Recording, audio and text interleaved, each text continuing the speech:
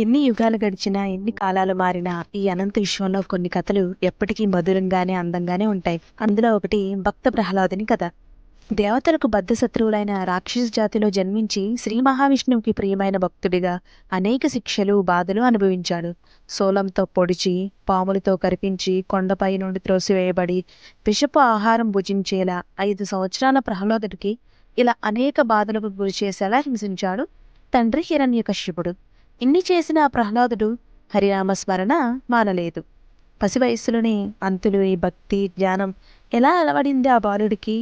దానికి కారణం అతను పూర్వజన్మలో చేసుకున్న పుణ్యఫలం వలన. అంతటి పుణ్యఫలం అతని విష్ణు సాన్నిధ్యాన్ని ఎందుకు తీసుకెళ్లలేదు? మరిన్ని ఆసక్తికర విషయాల కోసం ఈ వీడియోని ఎండ్ వరకు చూడండి. పూర్వం సత్యయుగంలో శివశర్మ అనే బ్రాహ్మణోత్తముడు ధర్మ మార్గంలో జీవిస్తున్నాడు. అతని భార్య మహాపతివ్రత, సుగుణశీలి. భర్తనే దైవంగా భావిస్తూ పూజించేది. వీరికి 5 కుమారులు. వీరి 5 కుమారులు ధర్మనిష్టతో, భక్తితో తల్లిదండ్రులను పూజిస్తూ ఉండేవారు.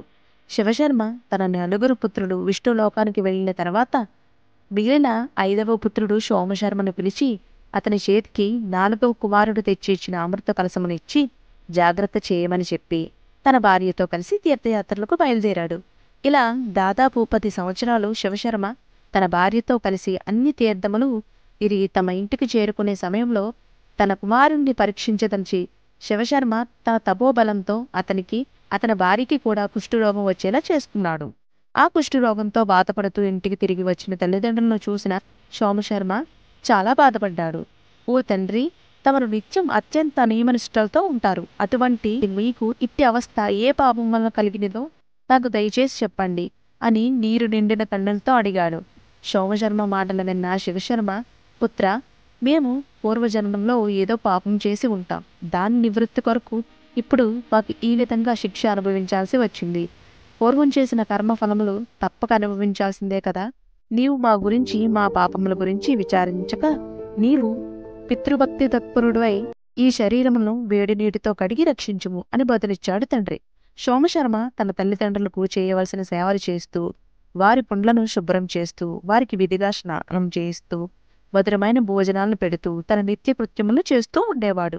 అయితే శివశర్మ, అతని భార్య వారి శరీరములకు కలిగిన బాధల వలన తన కుమారుడు తమకు సరిగ్గా సేవలు చేయడం లేదని అతన్ని తిడుతూ, ముక్కతో కొడుతూ ఉన్నారు. అయినా సోమశర్మ భయభక్తులు కలిగి తల్లిదండ్రులకు సేవ చేస్తూనే ఉన్నాడు. ఇలా కొంతకాలం తర్వాత శివశర్మ తన 5వ పుత్రుడికి విడుదల ఇవ్వాలి అని నిశ్చయించుకున్నాడు. సోమశర్మను పిలిచి తీర్థయాత్రకు వెళ్లకముందు తనకిచ్చిన అమృత కలశమును దొంగిలించి ఏమీ తెలియని వాడిలా, పుత్ర సోమశర్మ, మేము ఇంతకు ముందు జన్మలో చేసిన పాపములకు ఇప్పటి వరకు అనుభవించిన శారీరక బాధ సరిపోతుంది. కనుక మేము ఇక ఈ బాధ నుండి విముక్తి పొందదలిచాము. కనుక నేను నీకు ఇంతకు ముందు ఇచ్చిన అమృత కలశమును తెచ్చివ్వు అని అడిగాడు.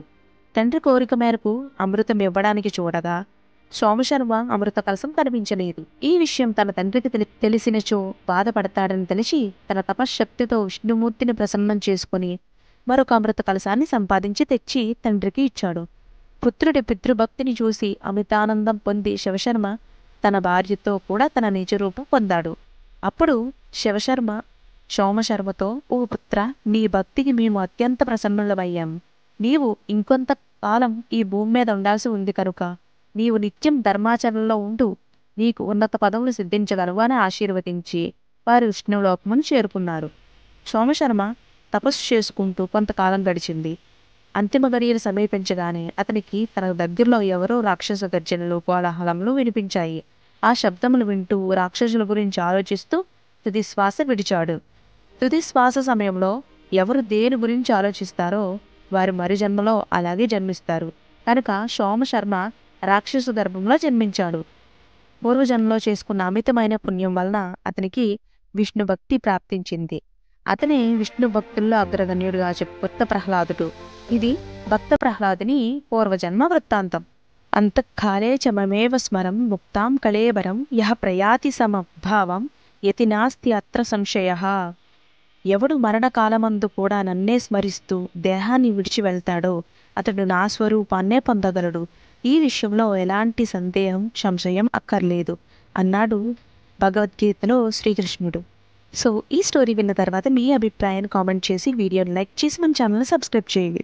సో ఇలాంటి మరిన్ని ఇంట్రెస్టింగ్ వీడియోస్ మీకు ఏ వీడియో అయితే నచ్చుతుందో కింద కామెంట్ సెక్షన్లో తెలియజేయండి. దాన్ని నేను తప్పకుండా చేసే ప్రయత్నం చేస్తాను. Thanks for watching.